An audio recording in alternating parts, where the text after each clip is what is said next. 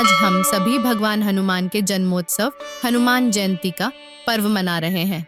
यह पावन दिन चैत्र मास की पूर्णिमा को आता है और हिंदू धर्म में इसका विशेष महत्व है।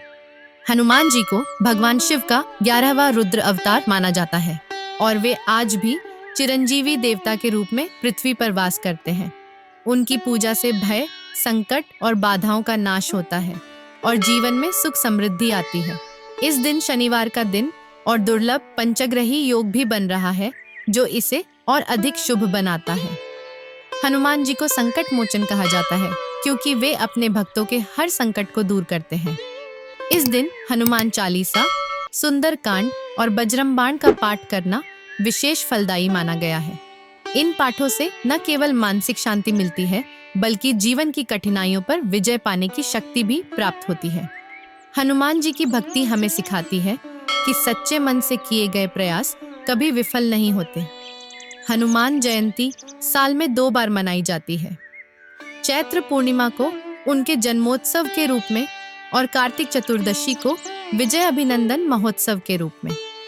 चैत्र पूर्णिमा उनकी जन्म तिथि का प्रतीक है, जबकि कार्तिक चतुर्दशी उनके द्वारा रावण पर विजय प्राप्त करने की खुशी में मनाई जाती है।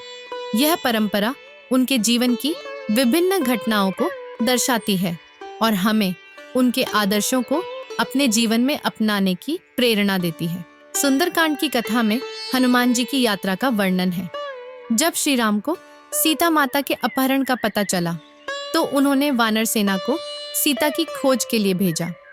इसी दौरान जामवंत ने हनुमान जी को उनकी असाधारण शक्तियों का स्मरण कराया। इसके बाद हनुमान जी ने समुद्र पार करने का निश्चय किया। उनकी यात्रा में कई बाधाएं आईं।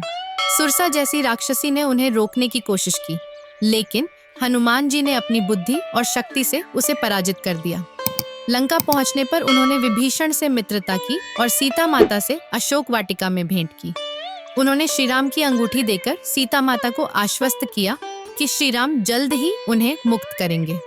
इसके बाद हनुमान जी ने अपनी शक्ति का प्रदर्शन करते हुए लंका को जलाकर रावण को चेतावनी दी।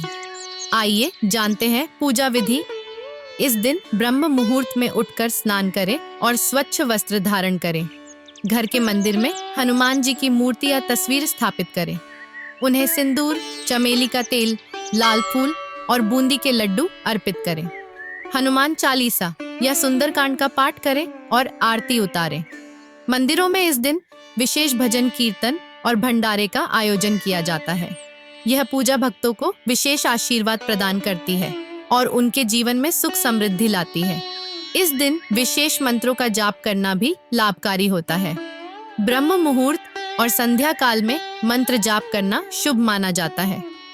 हनुमान चालीसा का पाठ करने से भी विशेष लाभ प्राप्त होता है। इसके अलावा इस दिन उपवास रखना और हनुमान जी को उनके प्रिय भोग अर्पित करना भी शुभ माना जाता है।